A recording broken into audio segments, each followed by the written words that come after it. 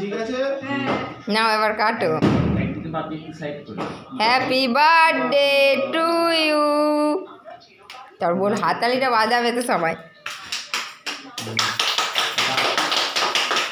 বাতি উঠবে না সব, ঠিক আছে? বাতি ওগুলো আপনি চলে যাবে আবার সব সব বাতি চলে যাবে, সব বাতি চলে যাবে, সব বাতি চলে যাবে, সাইড করে ফেলে দে।